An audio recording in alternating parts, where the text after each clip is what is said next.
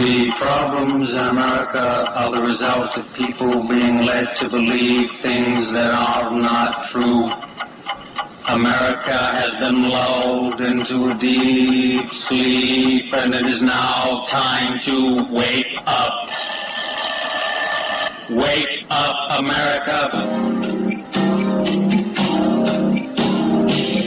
Psychological warfare is being waged against an unsuspecting public. As in any war, the most powerful weapon of all, and the least understood by those who need to know, is money.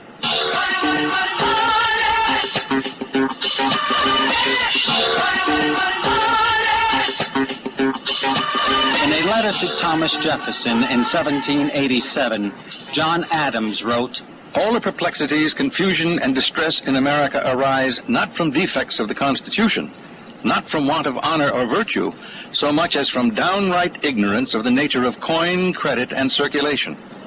What was true then is even more true today.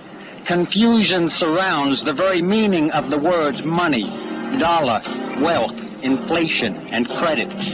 Add to this widespread public ignorance and confusion concerning tax laws, and you have a system designed to control and enslave the population. The money system operates in a way that would astound most Americans if they only knew how it worked. A dishonest money system is at the very heart of America's economic and social problems. The degree to which the money system is corrupt is the degree to which all other areas of society are corrupted.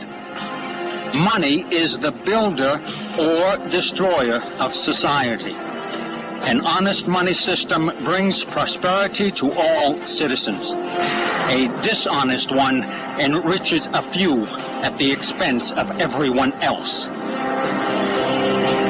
If a group of men were able to gain control over the money system of a nation, would they not be masters of that nation?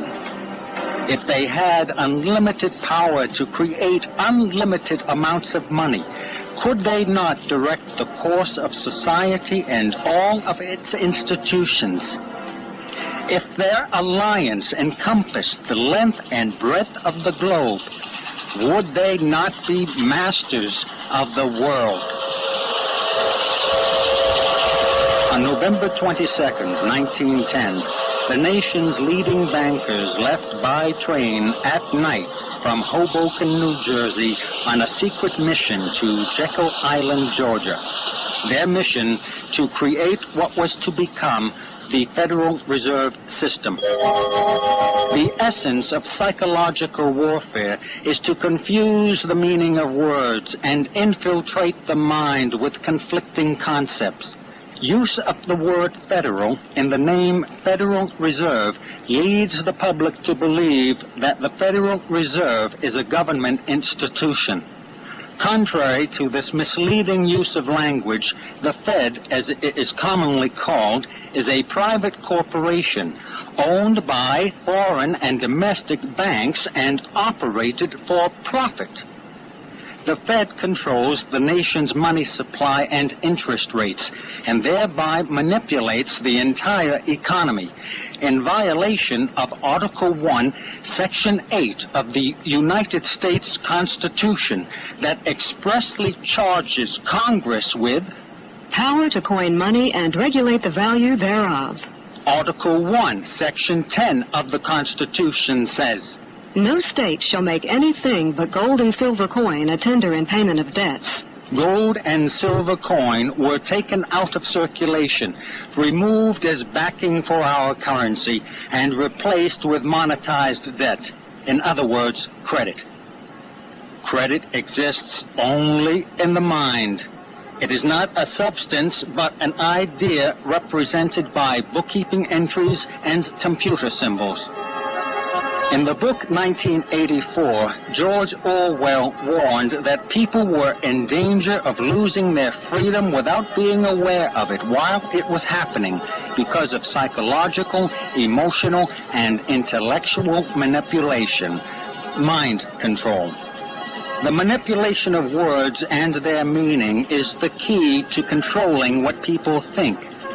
Orwell called the redefining of words newspeak, where traditional definitions are eliminated while new meanings are repeated over and over again until accepted.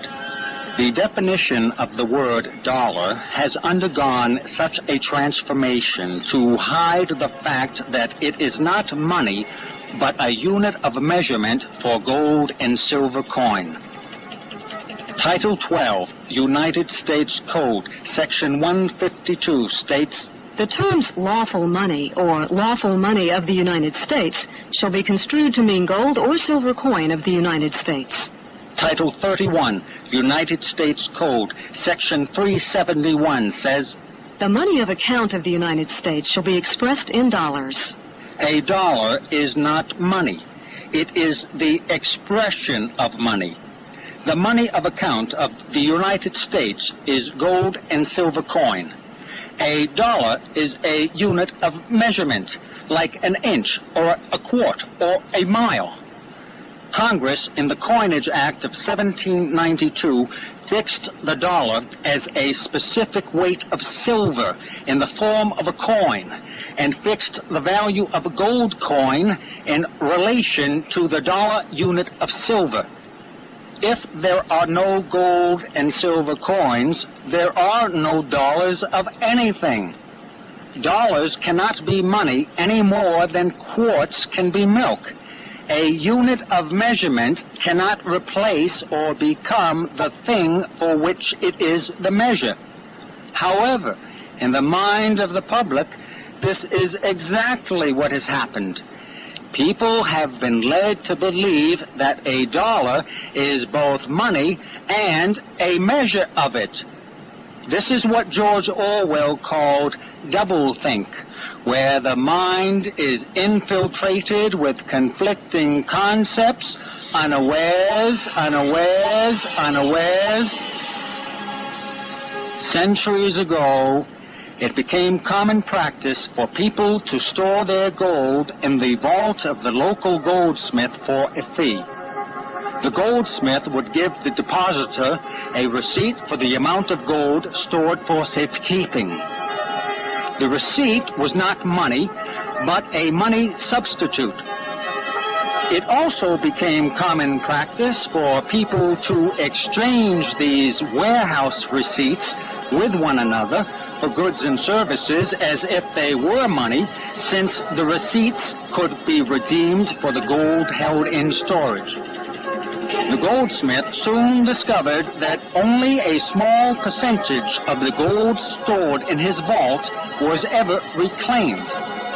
He began issuing receipts for more gold than he had, using some of them himself to buy things, and loaning the rest at interest while taking title to real property as collateral.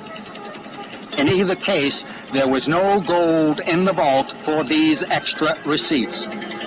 By increasing the quantity of the money substitute, the goldsmith had stolen from the holders of legitimate receipts, the value of which was reduced by the number of fraudulent receipts issued. Paper currency, a money substitute, is honest only when the real money for which it is a substitute equals the number of receipts in circulation. By manipulating the number of receipts in circulation, the goldsmith quietly confiscated the wealth of the community without anyone being aware of what was happening.